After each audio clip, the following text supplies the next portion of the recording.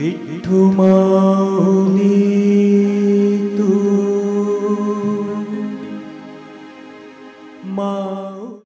हरिओम। महाराष्ट्र में आषाढ़ मास बोलते हैं इसको। आषाढ़ महीने में सब संतों की पालकियाँ निकलती है, आलंदी से निकलती है, देहू से निकलती है। जो संत है, संत ज्ञानेश्वर महाराज, संत तुकाराम महाराज, संत एकनाथ महाराज, गजानन महाराज, सब संतों की पालकियाँ निकलती है। 2 वर्ष पहले साधकों ने, पुणे के साधकों ने मिलकर तय किया कि हमारी भी पालकी निकालेंगे। आलंदी से पंढरपुर ये पालकियाँ निकलती है। तकरीबन 125 किलोमीटर का अंतर रहता है, लेकिन पहले 2 वर्ष हमने 33 किलोमीटर जो है आलंदी से पूना और पुणे से 33 किलोमीटर, लगभग 60 किलोमीटर के आसपास हम लोग पैदल यात्रा चले। अनुभव काफ़ी अच्छे आए और इसलिए सब साधकों ने इस वर्ष तय किया कि हम पूरी यात्रा ही चलेंगे, आलंदी से लेके पंढरपुर तक 125 किलोमीटर। तो यात्रा हमारे लिए यात्रा जो रहेगी, इसमें हम सुप्रचार करते करते चलने वाले हैं। हरिनाम कीर्तन करते करते चलेंगे, बाल संस्कार सेवा करेंगे, आयुर्वेदिक उपचार का सेवा करेंगे, युवाधन सेवा सुरक्षा, व्यसन मुक्ति अभियान करेंगे, ऋषि प्रसाद सेवा करेंगे। ऐसे विभिन्न सेवा करते करते बापूजी के केस के बारे में अवगत कराएंगे। तो ये जो है ये पूरा एक प्लेटफॉर्म रहेगा। 19 दिन की यात्रा रहेगी और इस यात्रा के दौरान 24 घंटे सुप्रचार ही होने वाला है। हरिओम। माझे नाव अलका काळे आहे आणि हे दिंडीचं 3रं वर्ष आहे। आम्ही बापूजींची पालखी घेऊन इथून जाणार आहोत आणि माझ्याकडे जी सेवा आहे ते नित्यक्रमाची सेवा आहे, जे रोजचा डेली शेड्यूल राहणार आहे त्याच्याविषयीची संदर्भ सेवा आहे। त्याच्यानंतर पुढे जे काही भजन वगैरे होणार आहे, आश्रमायण पाठ आम्ही त्याच्यामध्ये घेणार आहोत। जे काही आपली भजन असतात, बापूजींचे भजन वगैरे पण आम्ही त्याच्यामध्ये घेणार आहोत। त्याच्यानंतर 4 वाजता आश्रमायण पाठ परत होणार आहे। अशा प्रकारे ही दिंडी आणि बापूजींचं खूप मोठा रथ बनवलेला आहे, सजवलेला आहे। तो रथ घेऊन आम्ही पंढरपूर पर्यंत जाणार आहोत। त्यासाठी आपण सर्व व्यवस्था केलेली आहे। बरोबर एक ट्रक आहे, पाण्याचा टँकर आहे, बापूजींसाठी रथ आहे आणि एक इमर्जन्सी म्हणून कार आहे।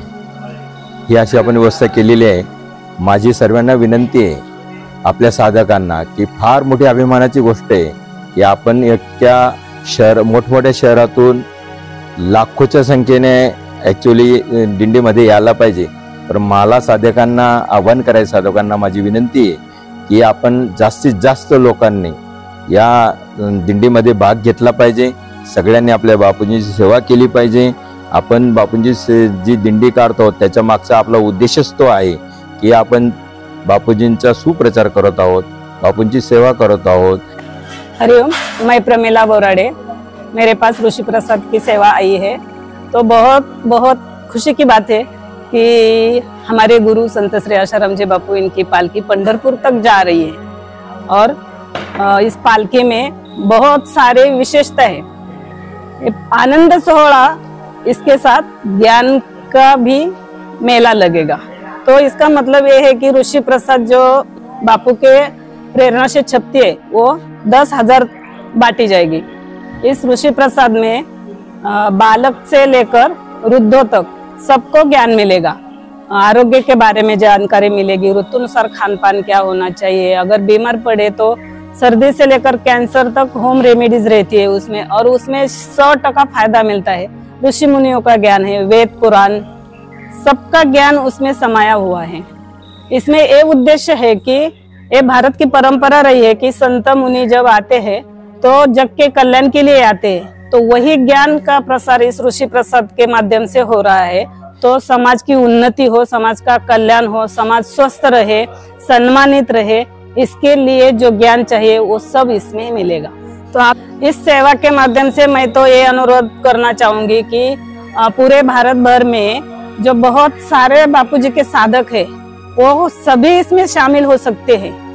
तो ज्यादा से ज्यादा लोग आएंगे, ज्यादा से ज्यादा प्रचार होगा, ज्यादा से ज्यादा ऋषि प्रसाद भी बांटेंगे, तो ज्यादा से ज्यादा लोगों का कल्याण भी होगा। तो इस तरह का उद्देश्य है हमारा। हरिओम। मैं महाराष्ट्र पुणे से ललिता चौधरी। हमारे मन में ऐसा संकल्प था कि अपने बापूजी की भी ऐसी डिंडी निकले, इतने सारे साधक है बापूजी के, तो अपनी भी क्यों नहीं डिंडी निकाली जाए। तो ये संकल्प हमारा अभी पूरा हो रहा है और पूरे भारत भर से हमारे ये इस डिंडे में लोग सहभागी हो रहे हैं, क्योंकि ये इस डिंडे में अपना बापूजी का इतना अच्छे से प्रचार प्रसार होगा।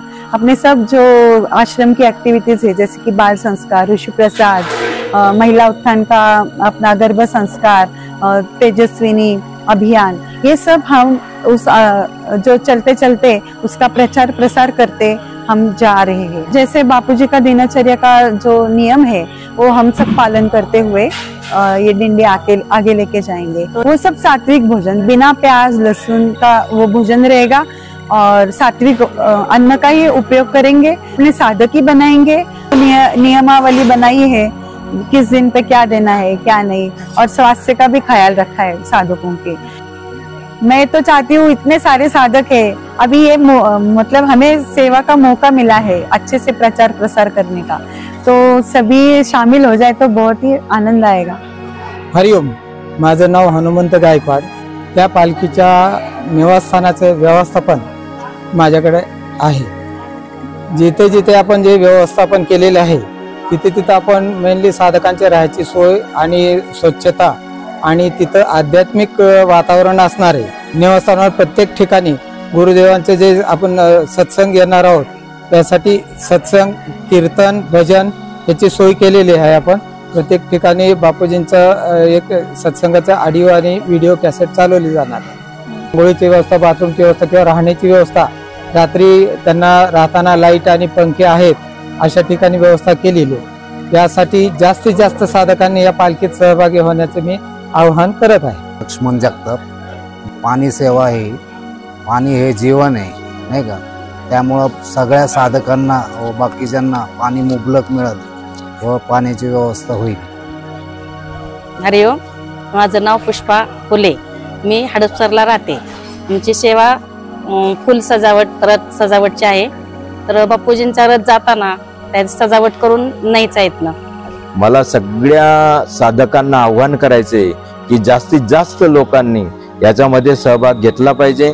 पालखी बरोबर जास्तीत जास्त साधकांनी आलं पाहिजे आणि आपली गावोगावी सेवा घडली पाहिजे।